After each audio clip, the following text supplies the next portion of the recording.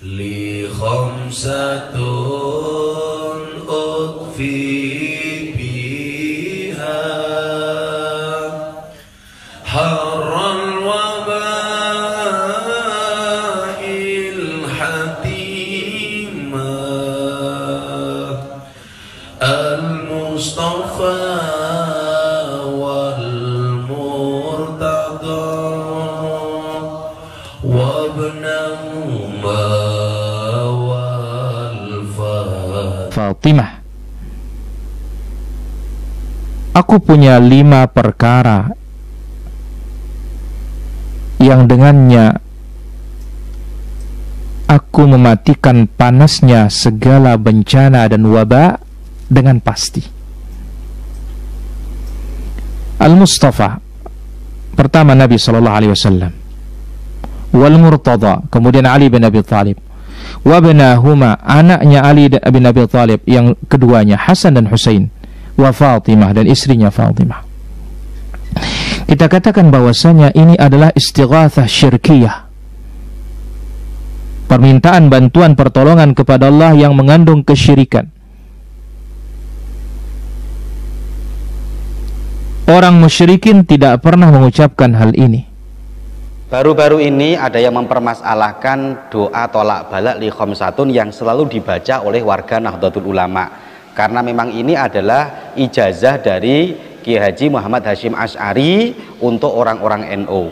Bahkan saya di Lirboyo sendiri juga sering membaca doa ini, di pondok pesantren ini juga sering membaca doa ini. Tiba-tiba ada orang yang mengatakan doa ini musyrik, doa ini syirik.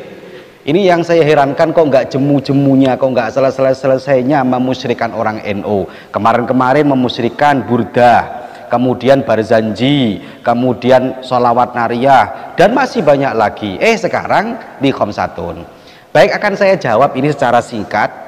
Jadi ini biar tidak menjadi kebingungan di tengah masyarakat, terutama warga Nahdlatul Ulama. Semoga ini ada manfaatnya. Jadi doa ini yang jadi masalah kan karena doa tawasul, di dalamnya ada tawasulnya. Bagaimana pendapat para ulama tentang tawasul ini? Ternyata ulama-ulama kita, ulama-ulama salaf kita, baik dari masa sahabat sampai sekarang, itu semuanya menggunakan doa tawasul. Semuanya, tidak ada satupun yang menolak doa tawasul. Hanya orang-orang sekarang saja yang menolak doa tawasul. Ini bagi saya, orang yang mengatakan di khamsatun itu adalah doa yang mengandung kemusyrikan, itu bagi saya mungkin dia kurang ilmu, kurang akhlak, kurang adab. Kurang ilmunya karena dia kurang membaca, kurang akhlak, kurang adabnya karena dia memusyrikkan guru kita Kiai Haji Muhammad Hasyim Asy'ari yang sudah hafal ribuan hadis. Oke, sekarang saya jawab dulu. Jadi tawasul ini oleh para ulama dibagi menjadi beberapa hal. Jadi orang biar tahu dulu tawasul itu bagaimana. Saya khawatir dia memusyrikkan tawasul tapi nggak ngerti tawasul itu apa. Tawasul itu dibagi menjadi 2. Ada tawasul bid-du'a, ada doa bit-tawasul. Perhatikan.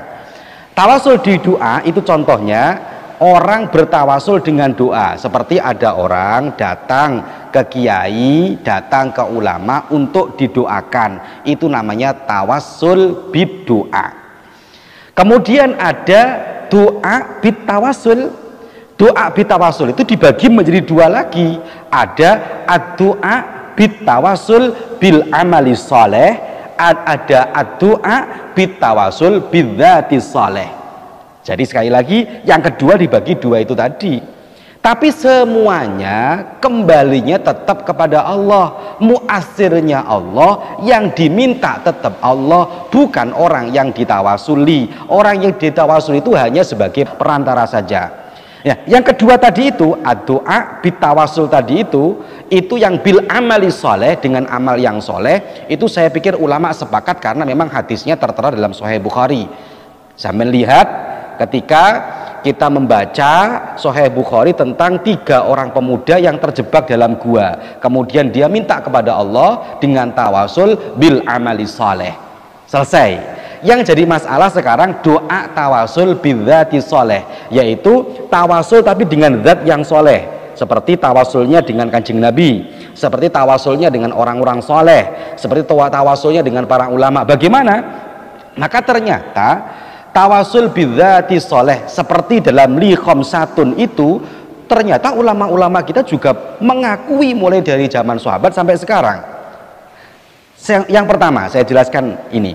Yang pertama adalah ketika Kanjeng Nabi mengajari kepada salah satu sahabat yang sakit mata, kemudian dia cacat sakit mata, kemudian sama Kanjeng Nabi dulu suruh sabar. Kalau kamu sabar, kamu pahalanya banyak. Tapi kalau kamu pengen sembuh, maka ambil wudhu, saya ajari doa. Doanya mengandung tawasul bidzati sholeh. Doanya apa? Allahumma inni as'aluka wa atawajjahu ilaika binabiyika, dengan lantaran nabimu, binabiyika Muhammad sallallahu alaihi wasallam nabiyur rahmah, ya Muhammad inni tawajjahtu bika ila rabbi fi hajati hadhihi lituqdali Allahumma fasyafi'hu fiha. Ojo syirik sira billahi ing Allah. Inna syirka sak temene syirik billahi lan Allah la zulmun yektine zalim azimun kang gedhe. Kok lah niki jelas kalau syirik disebut syirik la tusyrik billah. Jadi Quran punya tradisi kalau dosa syirik disebut nyiriki siapa? La tusyrik billah. Ora kok kabeh dianggap syirik mboten. Nak nyiriki Allah lah iku lagi kafir. Tapi nak nyiriki liyane Allah misalnya hal-hal yang tidak prinsip ya dianggap hukum adat. Nggih dianggap hukum napa? Mulane kritiknya saya Romdon Al-Buti kula riyen teng sarang sing mucal Kubrul Yakiniyat. Kula riyen nate mucal Mahatali. Kula megang kitab Kubrul Yakiniyat karangane saya Romdon Al-Buti. Beliau itu termasuk orang yang mati syahid karena beliau mati ketika dibom teng pundi? Syria pas ngajar tafsir. Beliau mengkritik Wahabi begini, mengkritik. Kalau orang tawasul Nabi jari syirik, tawasul kuburan jari syirik, padahal hanya tawasul.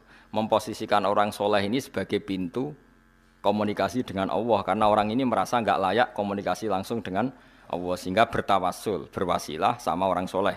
Paham ya? Dihukumi kafir.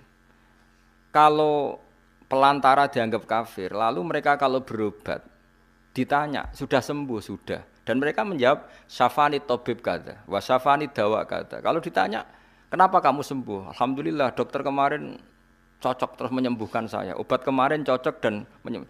Kenapa mereka tidak ngukumi kafir? Angger wong soleh disebut kafir, nah obat gak kafir. Kenapa kamu sampai ke Amerika cepat? Karena pesawatnya canggih. Kok gak kafir? Bisa. Jika sebab kekafiran adalah mengisnatkan fi'lu ke selain Allah, harusnya semua kata-kata ini kafir. Diobati dokter, kafir. Wareg bar mangan, hen gak mangan neh, gak Gus. Kenapa wis wareg? Lah kok wareg bar mangan, kafir. Mergo ngisnatno wareg ning pakanan. Kenapa hen ngantuk? Lah wau ora turu, kafir. Nah, makanya kata saya Romdon Al-Buti, orang mukmin itu punya bahasa semuanya itu nuruti adat. Nggih, semuanya itu nuruti adat. Tapi ning atine tetep yakin nak Allah tok sing al-fa'ilul mukhtar. Hanya Allah sing hakikate pelaku. Ya kan mesti wae kan. Misale wong tak takoki, kenapa hen ngaji ngantuk? Wau mboten tilem. Kenapa bingung gak di duwe? Lah wingi lara, nggih. Saiki semari pun badhe ngombe budrek. Iku pirang kafir ae mong.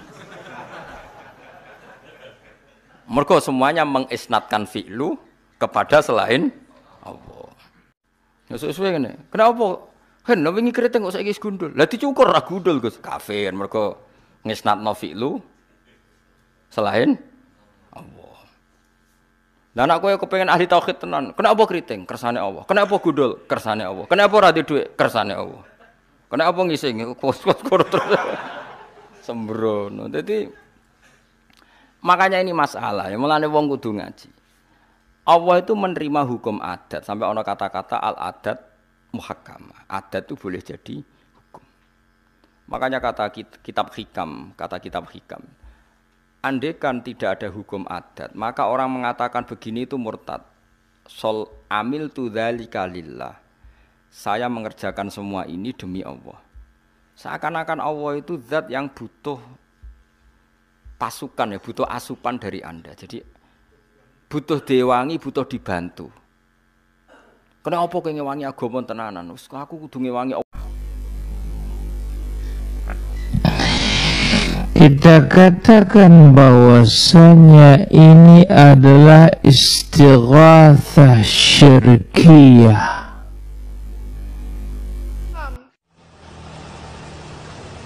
Jancuk.